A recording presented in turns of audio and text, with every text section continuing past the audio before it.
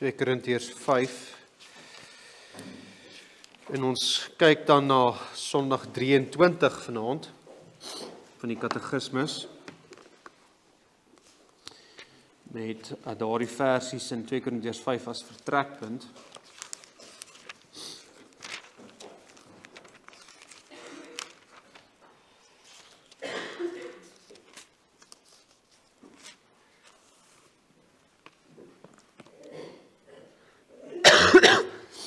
Kom ons lees eers 2 Korintiërs 5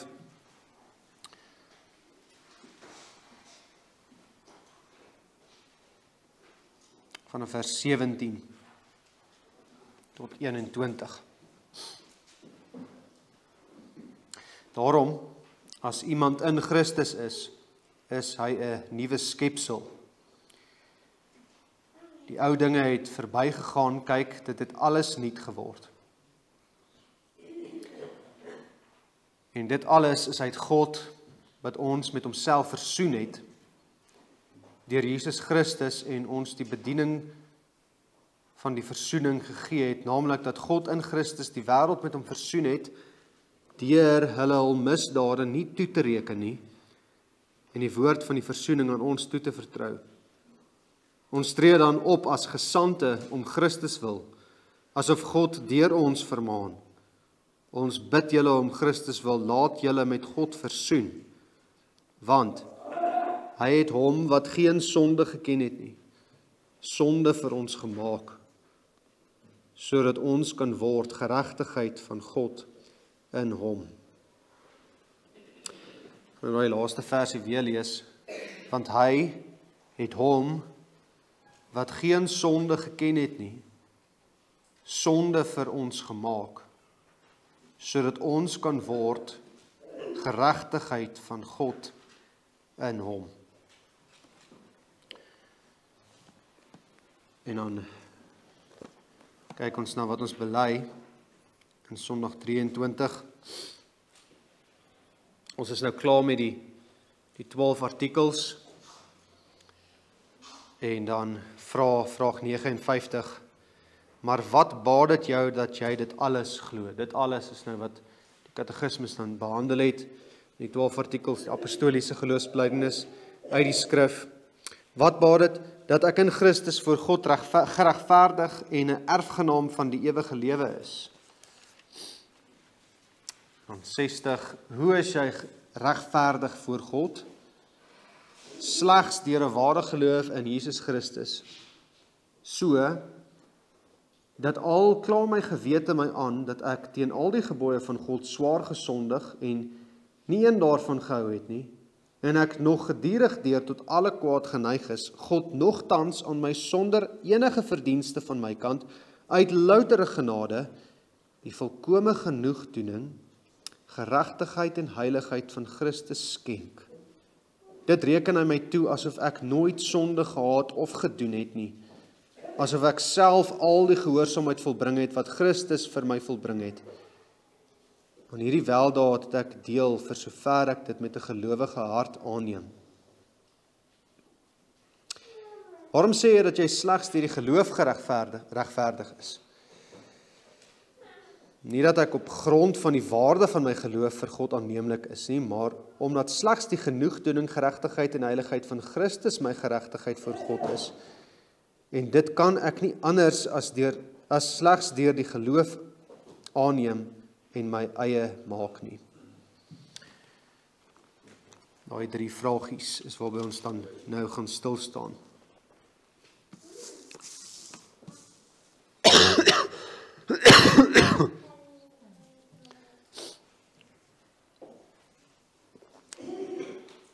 So wat baat dit? Dis daai eerste vragie. Hoekom is die artikels van ons geloof vir jou so belangrik? So belangrik dat die katekismes 'n hele paar sondae daaraan spandeer. So belangrik dat die kerk hierdie artikels bely al vir eeue. So belangrik dat dit die kern van my geloof is. Hoekom, wat baat dit dat gelowiges in hulle duisende vir hierdie artikels doodgemaak is. Hoekom sou iemand onderste bo gekruisig word vir hierdie?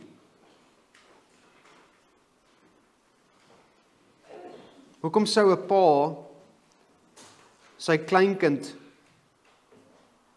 voor hom uithou in trane en smeek dat sy dogter tog net ter wille van hulle hierdie artikels moet loon? Hoekom sal daai ma haar eie kind van 'n jaar los, omdat sy nie anders kan as om te sê, ek glo in hierdie artikels van die geloof nie?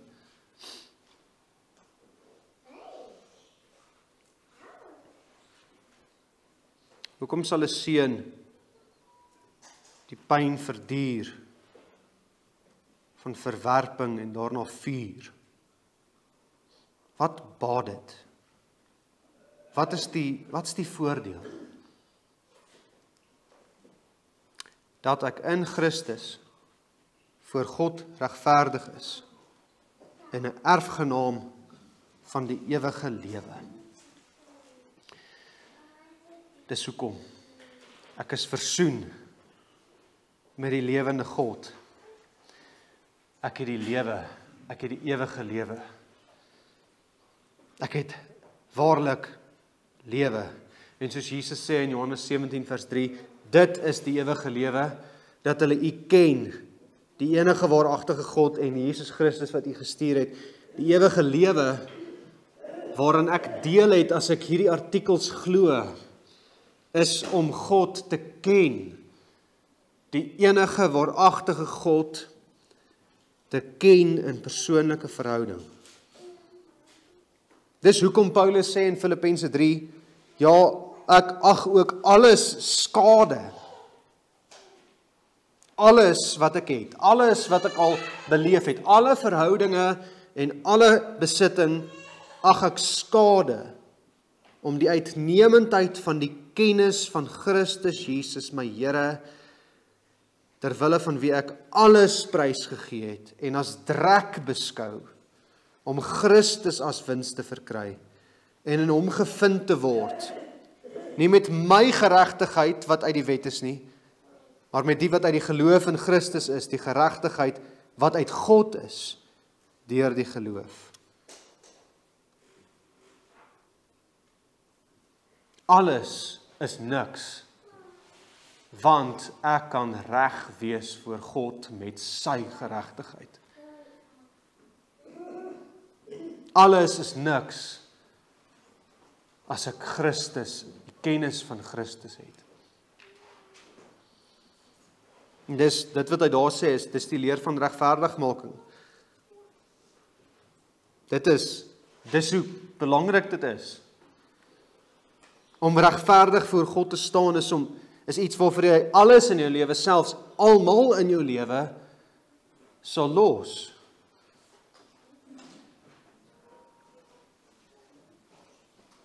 So as Jesus sê, elkeen wat agter my aan wil kom, en hy haat nie sy vader en sy moeder en sy kind en sy broer en sy suster en selfs ook sy eie lewe nie, kan hy my disipel nie wees nie.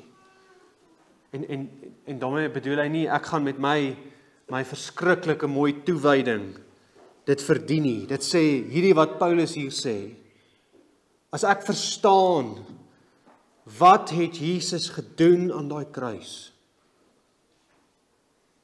dan gaan alles soos drek wees. Asof ek my ma en my pa en my broer en my suster haat. So hoe werk dit? Hoe is hierdie ding wat so belangrik is, so veel baat? Hoe is ek regverdig voor God? Hoe is dit moontlik dat ek die ewige lewe kan ontvang? Hoe kan die verhouding tussen my en God herstel word? So die katekismus se antwoord begin eers met die middel, alleen deur 'n ware geloof. En ons gaan nou terugkom soontoe, maar dit is belangrik, alleen deur 'n ware geloof. Daar's nie iets wat ek vooraf moet doen nie, dis gewoon net glo. Maar goed, ons gaan nou terugkom soontoe. Die katekismes gaan dan baie pastoraal en prakties voort. Slegs deur 'n ware geloof in Jesus Christus, so dat al kla my gewete my aan, dat ek 'n aaklige sondaar is. En dat ek nog steeds tot alle kwaad geneig is. As ek nogtans deur God geregverdig. Deur die geloof is ek geregverdig, al voel dit nie altyd so nie. Al het ek nog aaklige sondes wat in my hart vasklou, al staan ek môreoggend op met twyfel in my hart, al weet ek my hart is geneig tot verskriklike boosheid, al weet ek is regtig nog 'n groot sondaar, dat ek teen al die gebooie van God sondig, al is en was en voel ek soos 'n sondaar, nogtans is ek voor God geregverdig, soos 1 Johannes 3 vers 20 sê, as ons hart ons veroordeel, God is meer as ons hart en hy weet alles. En deurdat die katekisme so begin in die antwoord, sê dit 'n paar baie belangrike goed. Regverdigmaking sê nie, jy is nou sondeloos nie. Regverdigmaking neem nie jou sondige natuur, of die sondes wat jy elke dag doen, weg nie. Ons het vanoggend ook so 'n bietjie vinnig daarby stil gestaan. Dis 'n dwaling van perfeksionisme. Wat sê as ek nou 'n gelowige is in Christus, dan praat ons nie meer oor sonde nie. Dis iets van die verlede. Ja, ek is nog steeds 'n sondaar.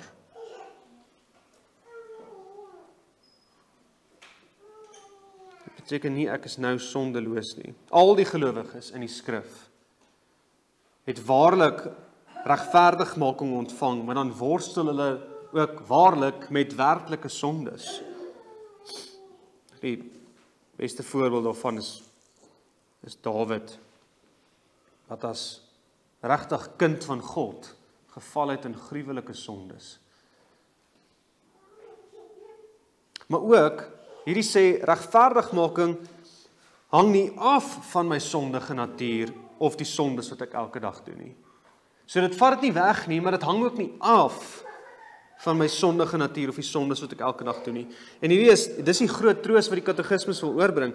As iemand in Christus is hy geregverdig, al begaan hy in 'n oomblik van swakheid selfs die sondes van oorspel en moord, soos Dawid.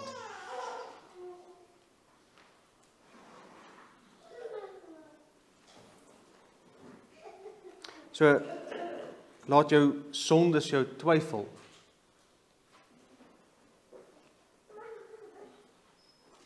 Twyfel jy of jy werklik die ewige lewe kan ontvang, dat ek 'n voor God geregverdig en 'n erfgenaam van die ewige lewe is.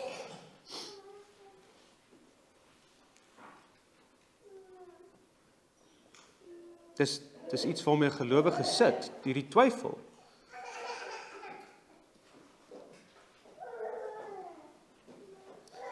Dit terwyl ek maar net weer in dieselfde sonde geval het.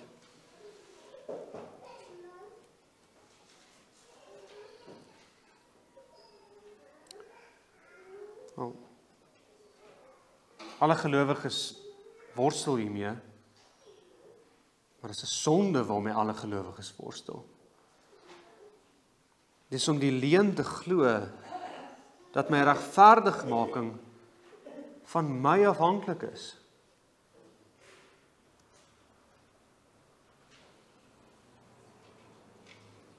En dit maak jou in elk geval onwaardig. Dalk binne in die leuen dalk glo ek moet net weer meer in toewyding lewe, dan is ek weer reg. Deur daai leuen te glo, maak dit my in elk geval onwaardig, as ek enigiets sou kon bydra tot regverdigmaking. As ek twyfel in God se beloftes, dis juist die getuienis, dit kan nie ek wees nie, maar regverdigmaking kan nooit afhang van my en my sondes of my goeie werke nie.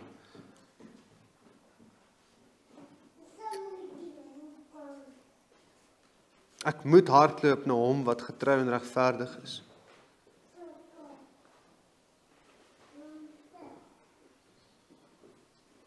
Dis nou hoe die katekismes begin. Ek vra vir jou, twyfel jy? As jy twyfel,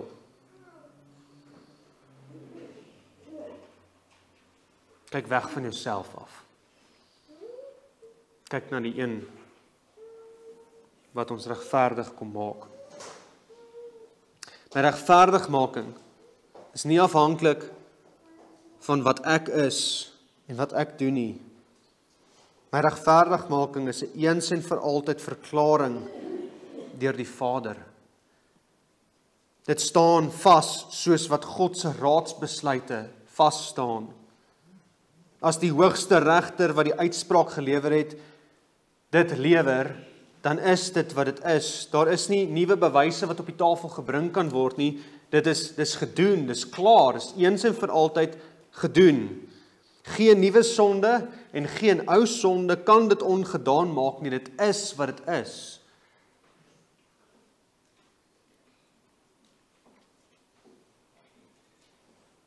Een verklaring wat vasstaan in ewigheid.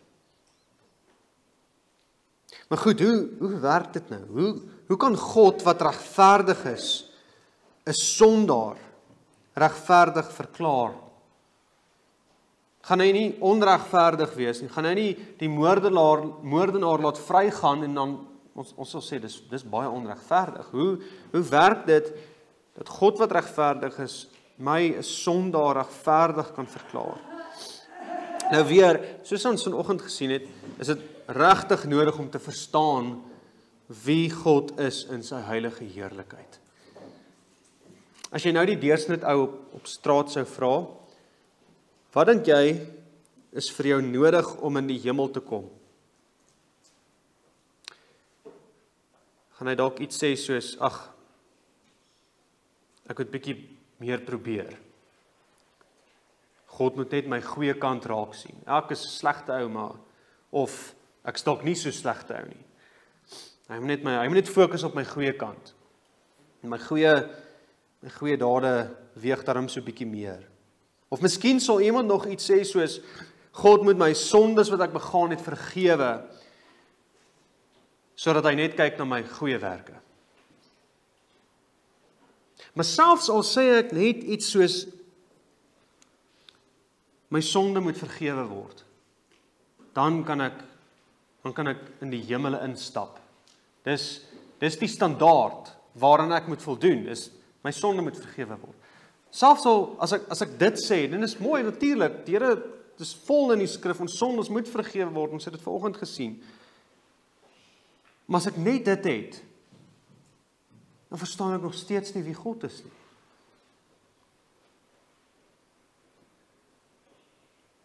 Ons dink, dis so wie ons is, ons mensies. Ons dink, ons kan in God se huis instap en die yskas oopruk, want hierdie plek is myne. Dis alles behalwe dit. Soos Psalm 24 wat ons net nou gesing het, vra, wie mag klim op die berg van die Here? Wie mag staan op sy heilige plek? Bring die man wat waardig is om in te stap. Julle sien, God se standaard vir die oopmaak na die ewige lewe in gemeenskap met hom is so hoog soos hy self. Wie mag klim op die berg van die Here? Wie mag staan op sy heilige plek?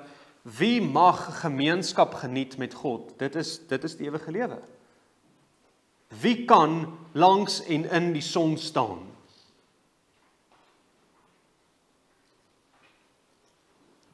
Hy is lig en in hom is geen duisternis nie. Absolute lig. Absolute gehoorsaamheid aan sy wet in alles. Nie in een keer nie, in alles. Dis nie net, ek het een keer die toets geslaag nie, en daarom is dit reg, God sal my vat, want ek het daai een keer dit reg gekry. Alles Alles moet 100% gehoorsaam wees in reinheid en toewyding en liefde, soos die antwoord in die Psalm. Hy wat rein van hande en suiwer van hart is, wat sy siel in nie ophef in nietigheid en nie vals sweer nie. Alles wat hy doen met sy hande, alles wat hy dink in sy hart, alles wat hy beplan, alles waartoe hy homself stel, sy siel ophef, alles wat hy sê, is rein en suiwer. Dis die standaard. Daar's niks minder as dit nie. Dis die standaard. So is dit jy, is jou gedagtes rein en suiwer.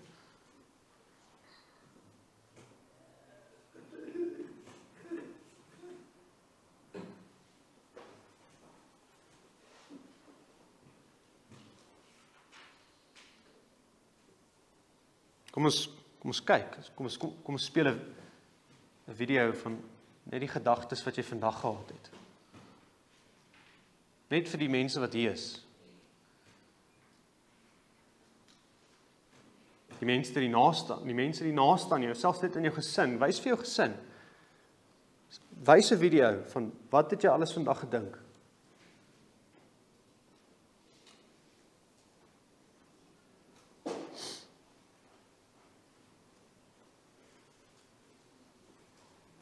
So is dit selfs genoeg as my sondes weggevat word. Sou dit genoeg gewees het as ek net skoon gespuit word van al die drek wat aan my vasklou? Ek het 0 vir die toets, ek het alles verkeerd geantwoord. Al my verkeerde antwoorde staan daar, ek het 0%, kan nie ingaan nie. Maar gaan dit genoeg wees as al die antwoorde net uitgevee word? Nee, ek gaan nog steeds 0 hê. Ek gaan nog steeds nie suiwer klere aan hê nie. Selfs al word ek met die sterkste drukspuit afgespuit, ek nog steeds nie die regte klere aan nie.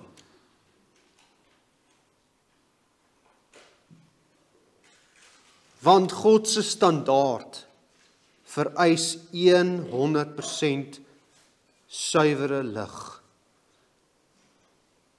Daar's nie 'n manier dat iemand sonder die regte klere by die poorte instap. Daar's geen manier dat iemand met 99% vir die toets by die hekke kan instap nie. Die standaard is so hoog soos God self. God se geregtigheid. Nie ons geregtigheid nie, my standaard nie, God se geregtigheid.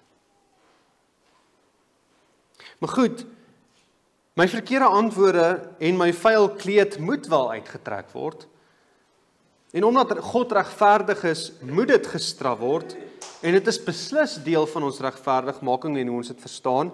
My sonde, my sondige natuur met my erfskuld en elke sonde wat ek al ooit begaan het of sal begaan, moet gestraf word. As God regverdig is, dan moet dit gebeur, soos wat die Here vir Moses sê daar op die berg. Hy is die een wat ongeregtigheid en oortreding en sonde vergewe, maar nooit ongestraf laat bly nie. So as hy my wil vergewe, in sy groote barmhartigheid waarmee hy ons lief gehad het van die begin af, dan gaan hy dit straf op 'n manier. So hoe doen hy dit? Of vers 19 van 2 Korintiërs 5 sê, naamlik dat God in Christus die wêreld met hom versoen het. Daar's versoening, daar's daai verhouding wat kan herstel, deur hulle hul misdade nie toe te reken nie. Versoening deur hulle hul misdade nie toe te reken nie. Daai toe te reken beteken om ons sondes op ons rekening te skryf of nie te skryf nie. Dis as dit nie my toegereken is nie, dan is dit nie meer op my rekening nie. God het ons met hom versoen deur ons sondes van ons rekening af te haal. So, ja, die verkeerde antwoorde is oorgedra, uitgehaal. My vuil kleed is uit, is weg. Maar die sondes het nie verdwyn nie. Kyk nou op vers 21. Hoekom kan Paulus hierdie sê? Hierdie versie is dis iets besonders. 2 Korintiërs 5 vers 21. Maar want hy, die Vader, het hom, Christus, wat geen sonde geken het nie, sonde vir ons gemaak.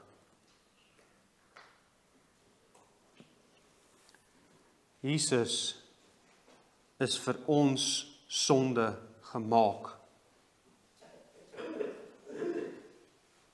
My misdade is my nie toegereken nie. Dis Christus toegereken. Dis op sy rekening geskryf. Hy wat geen sonde geken het nie. En hierdie dit moet behoorlik nou insink wat hier staan. Hy wat geen sonde geken het nie.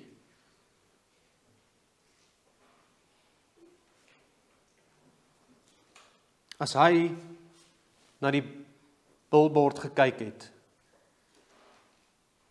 na die tannie met net 2 kledingstukkies aan, sou daar nie vir 'n millisekonde enige ongeregtigheid in sy gedagtes opgekom het nie. Niks. Hy is onskuldig in die ware sin van die woord. Onbesmet, heilig, afgeskei van die sondaars, sê Hebreërs 7. Dis hy wat, dink aan al die openbaringe in die Ou Testament waar God hom openbaar, dis hy, dis Jesus. Die tweede persoon van die drie-eenheid, die Seun, openbaar die drie-eenheid elke keer in die Ou Testament. Dis hy wat homself in heerlikheid vir Moses wys, dat Moses se gesig blink. Dis hy wat daar in Jesaja 6 is. Dis hy wat maak dat die tempel se deurposte dreun en bewe van sy majesteit, en die engele maak hulle oë toe vir sy gesig. Hy is die een wat as hy sy hande oopmaak, dan is dit verblindende lig. Daai wat ons gedoen het in Habakuk toe ons daar was, in sy koms is dit verblindende majesteit. Sy heerlikheid en majesteit is oor profete heen, net in stukkies vir stukkie, soos 'n diamant wat elke keer, as jy hom net klein bietjie draai, dan is daar 'n wonder van straling wat openbaar word. Elke profeet wat jy nog blaai, daar's nog mooi, daar's nog mooi, daar's nog mooi. Hy is die skoonste wat daar is. Hy is die heerser van die heelal. Hy is die een, soos die vorige hoofstuk in 2 Korintiërs sê, in wie se aangesig die kennis van die heerlikheid van God is. Hy is aanbiddelik skoon.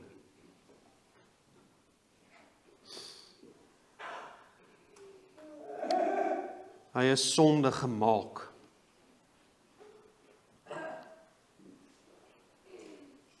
Gereken as 'n sondaar.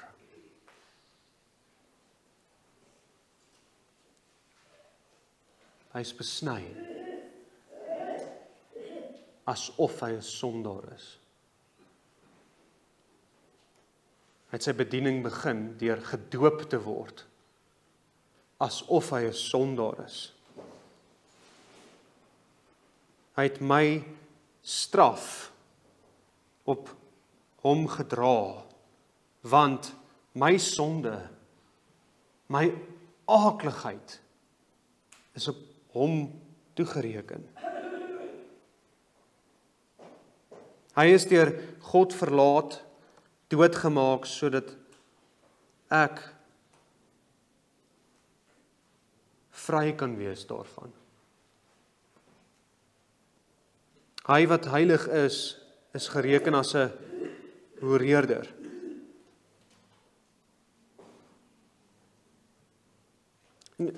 let mooi op, dit sê nooit, ons sal nooit kan sê, hy was 'n hoereerder nie. Hy's gereken as 'n hoereerder. Hy wat waarheid self is, moes die straf dra vir my leuns, omdat ek 'n leienaar is. Hy wat lewe gee, moes saam met moordenaars, misdadigers aan 'n kruis hang. Hy wat alles besit in hemel en op aarde het, die straf gedra vir my diefstal. My ontevredenheid. Hy wat deur sy hele lewe op aarde perfek gehoorsaam was aan sy Vader, en selfs sy aardse pa en ma moes my ongehoorsaamheid dra. Hy het daar gehang asof hy my en jou lewe gelei het. En dit was nie net 'n pak slaan nie. Hy is deur God self verlaat.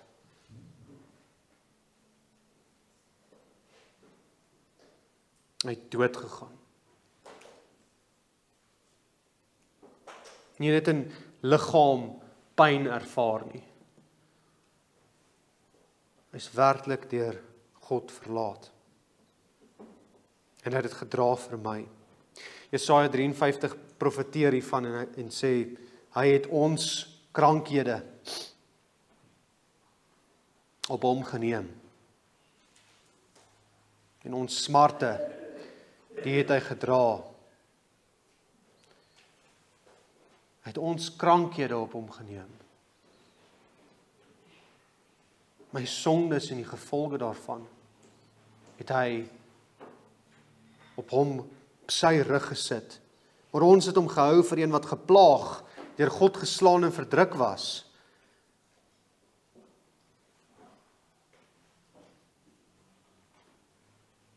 Terwyl hy geslaan en verdruk was, omdat hy my krankhede op hom geneem het. Hy is terwille van ons oortredinge deurboor. Terwille van ons ongeregtighede is hy verbrysel. Die straf wat vir ons die vrede aanbring, was op hom. En deur sy wonde het daar vir ons genesing gekom. En as 'n prentjie van hierdie oordeel wat op hom gekom het, sê die Here in Jesaja 63, die pers is 'n prentjie van sy oordeel. Ek het die pers alleen getrap. En van die volke was niemand by my nie. Ek het hulle getrap in my toorn en hulle vertrap in my grimmigheid, sodat hulle lewenssap op my klere gespat het en ek my hele gewaad bevlek het. Hy het dit aan sy seun gedoen.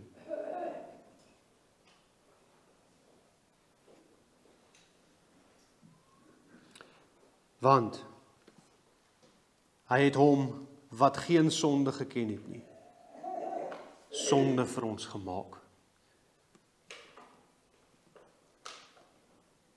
Dit is asof ons voor die regter staan en hy sê, jy is skuldig, jou vonnis is die doodstraf, en dan die vonnis tref jou, maar dan sê die regter nog iets, ek sal jou doodsvonnis dra.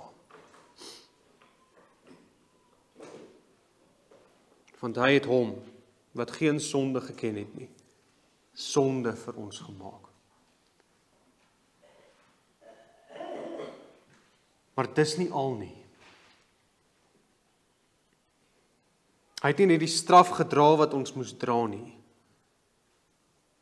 Jesaja 53 sê nie net hy het die straf gedra nie. Vers 11 van Jesaja 53 sê, weens die moeitevolle lyde van sy siel, sal hy dit sien, dit is die seun, en versadig word, deur sy kennis sal my knegg, die regverdige, die sondelose een, wat gestraf is vir in die plek van sondaars, baie regverdig maak, en hy sal hulle skuld dra.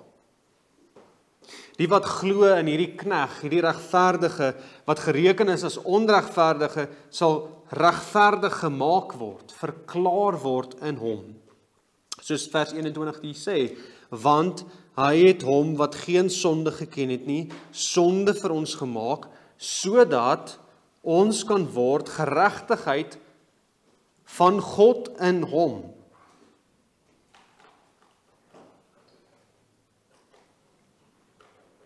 Of anders, hy het hom wat geen sonde geken het nie, sonde toegereken, sodat ons wat sonde het, sondeloosheid toegereken kan word. Sodat ons regverdig kan wees voor God in hom, met die geregtigheid, nie van myself nie. Kyk wat staan daar. Met die geregtigheid van God self. Met God se standaard. As ek verstaan wie God is, gaan ek sien ek benodig niemand anders as God self se geregtigheid nie. Ek het iemand nodig wat in my plek aan die standaard voldoen. Ek het iemand se geregtigheid nodig. Ek benodig God self se geregtigheid. Ek benodig sy seun wat mens geword het onder die wet se geregtigheid. Hy wat vlekkeloos afgeskei van die sondes was, ek kort sy geregtigheid. Ek het hom nodig. Sy punte moet op my rekening staan. Ek het sy klere nodig. Ek het niks en niemand anders nodig as net Jesus nie.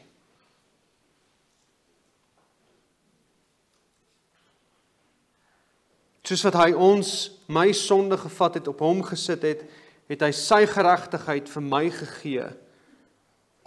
Ek staan nou voor die Vader asof ek Jesus se lewe geleef het.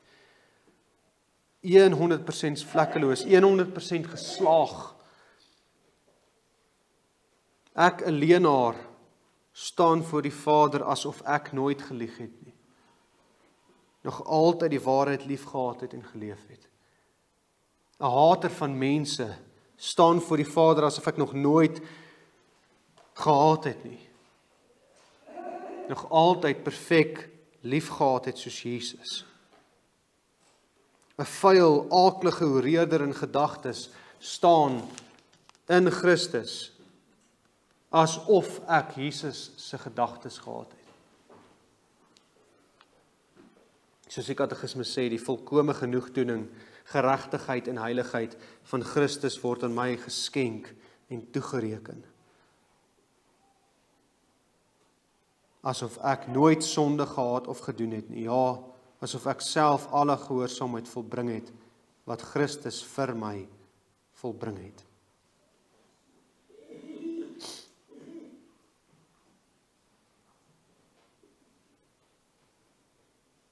Hierdie is so krities om die kern van ons regverdigmaking te verstaan. As jy die boeke lees van 200, 300 jaar terug, dan as iemand praat oor hemel, dan eindig dit altyd op by ek kort iemand se geregtigheid. Ek kort Christus se geregtigheid. Uiteindelik, dis die evangelie, ek kort Christus se geregtigheid. En daardie kerndeel het so vervaag met tyd minder geword dat ons net ons kort vergifnis van sondes. Die Here moet my aanvaar.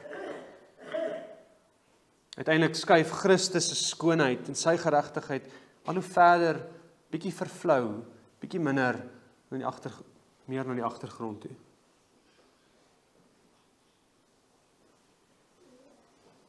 Ek kort iemand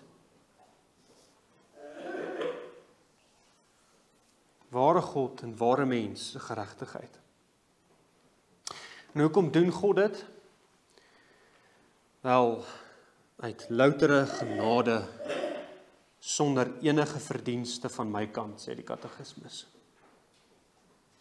Daar's niks in my of van my wat God opgewek het om te doen wat hy doen nie. Ek was nie toe daai voor nie. Christus het vir my dood gegaan ten spyte van wie ek is. Maar hy het my stinkklere aangetrek en vir my koningsklere gegee.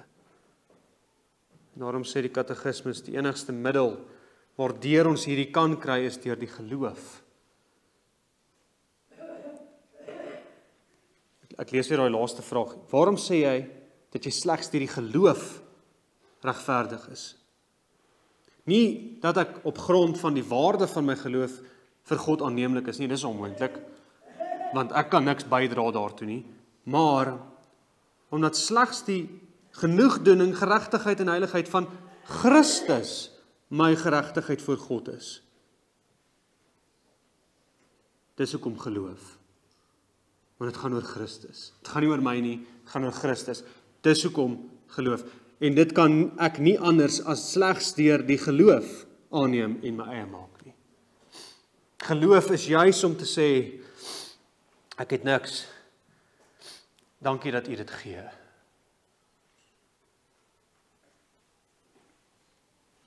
Dis ontvang. Ek kan net sê dankie Vader. Jesus se werk, sy geregtigheid is myne. Ek glo dit. En dis presies waartoe Paulus ons oproep in vers 20. Hierdie bediening van die versoening is die verkondiging van wie Christus is, saam met 'n reaksie. Ek bid julle om Christus wil. Asof God deur ons vermaan. Dit is asof God deur hulle vermaan, want hulle verkondig Christus, hulle skilder Christus, Christus wat praat deur hulle, laat julle met God versoen. Ons kan dit ook so vertaal, ek smeek en vra julle in die naam van Christus, word versoen met God. Dis die enigste manier hoe jy kan lewe. En as jy dit het, as jy die versoening het, dan is daar niks anders om voor te lewe nie.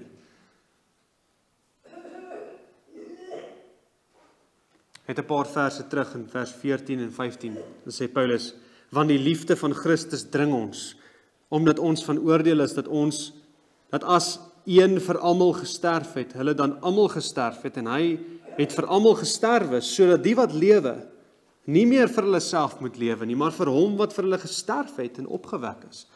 As ek hierdie verstaan, as ek sien wat het ek, hoe ernstig hierdie is, laat jou met God versoen, as ek dit het, dan het ek die lewe.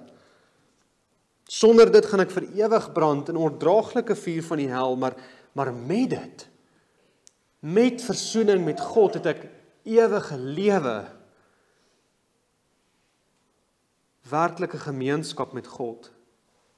Daarom sê Paulus, julle, ek smeek julle, moenie hierdie woord net vergeet nie. Moenie hier onveranderd uitstap nie, moenie dit net los nie, moenie laat die woord van God net by die een oor en die ander uitgaan nie. Laat julle met God versoen. Doen dit. Hoe? Nie gaan maak dinge reg nie. Gaan na Jesus toe. Hy sê kom. Ek sal julle rus gee.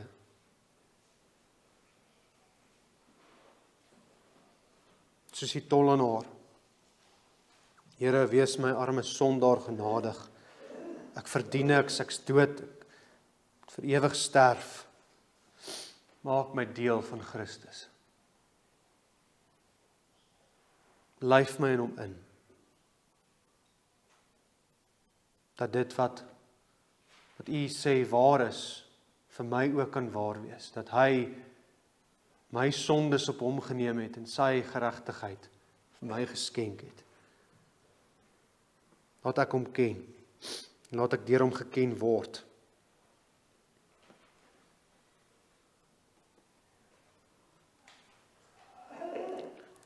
Ons sien hierdie leer vat alle fokus van jou af weg. Daar's geen stukkie eer wat ergens gevind kan word wat ons vir vir jou kan toeskryf nie. Dis alles Jesus. Die ewige lewe is alles in hom. Hy moet verhoog word. Hy moet verheerlik word. Hy alleen is waardig om te ontvang alle eer en lof en aanbidding. En dis ook 'n geweldige groot troos. Selfs al val ek in 'n groot gemors van my eie sonde. My regverdigmaking staan vas en seker omdat dit in Christus is en nie in my nie. Soos Paulus dan sê in Romeine 8, wie sal beskuldiging inbring teen die uitverkorenes van God? God is dit wat regverdig maak. God is dit wat regverdig maak. Nie ek nie, nie enige engel of hoogte of diepte of aanklaer nie. God is dit wat regverdig maak. Wie is dit wat veroordeel? Christus. Is dit wat gesterf het, ja, meer nog wat ook opgewek is, wat ook aan die regterhand van God is, wat ook vir ons intree. Amen.